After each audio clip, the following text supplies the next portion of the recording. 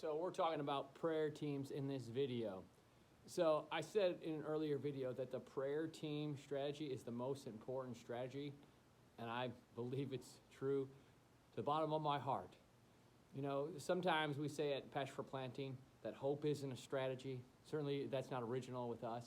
But yeah, just hoping things are going to work out isn't a good strategy.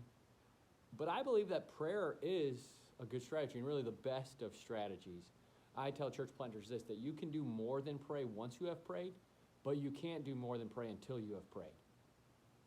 Think about that. You can do more than pray once you have prayed, but you can't do more than pray until you have prayed, right? You can go and look for a facility. You can go network with community leaders. You can go have conversations with your neighbors, knock on doors, ask them to invite them to a Bible study that you're having, have spiritual conversations with random people. But you can do that all on your own.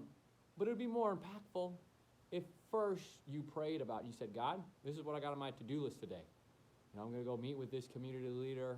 I'm going to go knock on these neighbors' doors. Would you prepare their hearts? Would you prepare their hearts to be receptive to the message that I'm going to share with them? Help me to be receptive to what's going on in their life so I can feel the Holy Spirit saying, this is how you're going to need to minister to this person in this time and place. There's more that you can do once you have prayed, but there's not more that you can do until you have prayed, until you've given your situation over to God and said, God, would you bless it? Would you do what only you can do in this situation?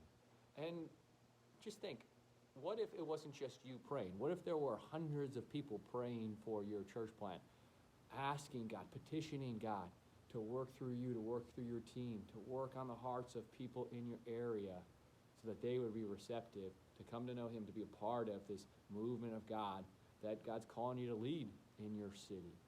So I want to encourage you to develop these prayer warriors in three different teams I want you to develop. First is a personal prayer team.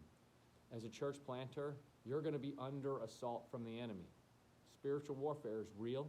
I've got plenty of stories in my life and then plenty of stories in the lives of other people who have experienced spiritual warfare when they're kind of taking it to them on the front lines and taking back ground from the enemy. The enemy doesn't like it. When all of a sudden people start coming to Christ, people who have once been enslaved in darkness, who are experiencing the light of Christ, you're going to experience spiritual attack if you're moving into that darkness and bringing light into that dark place. And so you need to have some spiritual covering personally. And this team is about 10 people, 8 to 10 people I would usually offer as wisdom, okay? Because you don't want it too big. You want to make it people that love you, care about you, can really be confidential with the information that you share for them so that you can be open and honest. You don't have to worry about, is this going to get out? Because you need a team of people where you can share how you're struggling, where you can share your deepest, darkest secrets. People who know a little bit about you because they've maybe been a mentor for you for many years. Think about people that maybe were a Sunday school teacher many years ago, but they've been involved in your life and have loved seeing you grow.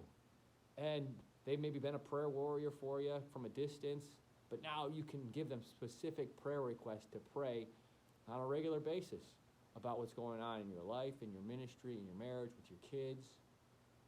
Nothing that you have to, worry. What if someone finds out that, we're struggling with this? My kids are going off the deep end over here. It's like, maybe you don't want your whole prayer team, okay, and everyone who's kind of supporting you financially to know all of those deepest, darkest secrets, but for a small group of people, kind of like David's mighty men, they're going to cover you for some very personal prayer requests. Second one is your big pre-launch prayer team, we call it. So this is, you're trying to get as many people on this team as possible. Give yourself a goal. Say, we want to get 100 people on this team. We want to get 200 people on this team. And you do that, if you're fundraising, every time you fundraise, you ask people, hey, would you also not just give your money, but give some time in prayer, energy, and thought to what we're doing in our church plant, in our city. As you go to churches and you're preaching, right? Probably not everyone who hears you preach is going to be in a financial position to be able to support you, but you say, hey, if you can't support us financially, there's something else you can do that is super, super important, and it's praying for us. And so, hey, join our prayer team. Have a little sign-up sheet. It's a way for people to sign up in a form You get their information and you put them on your prayer team. So get as many people on this prayer team, get a goal of how many people you want, and then update them on a regular basis, at least monthly, maybe weekly. I've seen some church planters that they've got a text group where they use texting software like Flocknote or Text in Church, and so they can actually decide, ask people, if you're on my prayer team, which day are you going to pray for me? I ask that you would pray for me one day of the week, and on that day, in their software, they can program it where it's going to send them that weekly prayer request, but on the specific day that they have chosen to pray for the church. So I've been on prayer teams on Tuesday, okay? So on Tuesday, I'm praying for David, okay, in his church plant, and then he sends me a text every morning, and he says, hey, don't open it up. Don't open that text up until you're in a place to pray, because sometimes people will open it up and then forget about it, right? And they're on their way to work. They're, oh, I got a message from David, the church planter. What does he say? Like, hey, just know, you're going to get a text message with a prayer request every Tuesday, whatever day you sign up. Don't open it until you're in a place, a quiet place where you can actually dedicate some time to prayer. Make that clear to your church plant prayer team. Or if you send an email out, make sure in email, sometimes we happen to put so much updates and this big long text and paragraphs and paragraphs of all these great stories. That's good. If you're going to do that, make sure there are some bullet prayer requests somewhere throughout, whether the bottom, the top, okay, middle.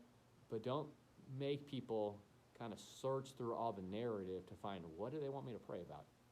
Make those clear, make those obvious so that people are lifting up those prayer requests to you for you on a regular basis. Now, the third prayer team that I want to encourage you to develop is a in-house post-launch. You're gathering your group, your church on a regular basis now, and you need an internal prayer team. You need this prayer team that's going to be made up of people in your church that can pray for specific prayer requests that people submit in your church. And so there are going to be people in your community that are going to have prayer requests. Hopefully on a regular basis, there are people that are going to feel comfortable saying, hey, church, you're my spiritual family. I need you to cover me in prayer in this regard, right? I lost my job. I'm looking for a new job. Prayer team, could you pray for me? My daughter is sick. My son moved and he's looking for a place to live in this country. He feels, over there, and he's looking for a place. Would you guys pray that he finds a place to live in a good church? There are going to be people that need prayer that are coming and connecting with your church, and you want to not just say, yeah, I'll pray for it. Like, no, our prayer team will pray for it. And you got a group of people in your church that will dedicate themselves to praying. So in order to start that team, you're going to need a leader, right? You're going to need a leader who loves championing the cause of prayer within your church, that can communicate to other people on this team. And they'll figure out a strategy. Maybe it's a weekly email that they send out to the other members on the team saying, hey, here are the prayer requests that have been submitted. Let's be praying for these people this week. If you can have that leader, empower them to say, hey, I want you to get that prayer team together either via Zoom, phone call, in person, maybe Sunday morning before church. And I want you to pray together as a team, lift up your voices together for these prayer requests that have come in this week. And if you can, have somebody available from your prayer team at your church gatherings.